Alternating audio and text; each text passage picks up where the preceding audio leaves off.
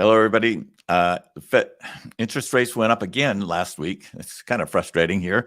And the reason why rates are not coming down is because one of the Federal Reserve presidents from the San Francisco region, Mary Daly, said, "Hey, we've got a lot more work to do." It always amazes me how much the market can swing based on comments from one of the voting members of the Federal Reserve. And so let's take a look, and I'll show you what's kind of going on here. Is that last week interest rates went from 6.9 to 6.96. Excuse me, and that's not a big jump, but let me just share my screen and show you what the market was doing last week, so you get a better idea. So when we started out in on Monday of last week, interest rates, started to come down. And then there was a lot of forecasts that, employment numbers were going to be a good number and inflation was going to be a good number. And they kind of were. They showed that things are starting to cool off. So then you had on Thursday afternoon where the Fed chairman, the San Francisco president, Mary Daly, came out and just made a few remarks. And that causes a lot of turmoil in the market. So instead of having a positive week last week, we ended up on a negative here, and interest rates again went up just a little bit last week.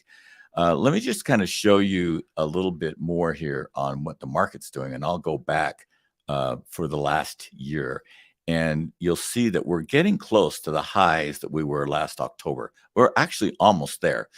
So if we're starting to get really close to this resistance level right here. You see that on October of last year, we hit it a couple times and then we came back down. At one time right here on October 24th, we went up to this line right there. So hopefully the line right here that we see is going to keep things, in check.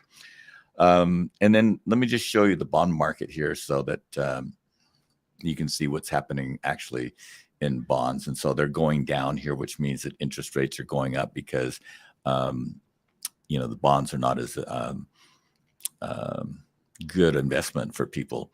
So just a couple of other notes that I'd like to just take a second and maybe talk about here today is that last week's inflation numbers were good. Unemployment numbers were good, although it's interesting to me that the Federal Reserve said, we really have a strong employment outlook on there, when in reality 600,000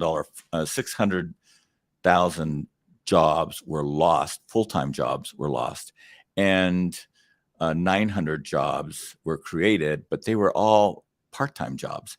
And then you saw that hours worked continued to decrease last week too as well. Here's what we have to look forward to this week is that on Tuesday, we've got retail sales coming out. We'll see what the Federal Reserve minutes are for July 26th on Wednesday. And then housing starts come out on Wednesday, and then initial job claims, again on Thursday.